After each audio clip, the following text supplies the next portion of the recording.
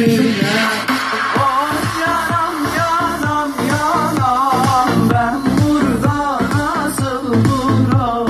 Yüreğimde bir ateş, hangi derde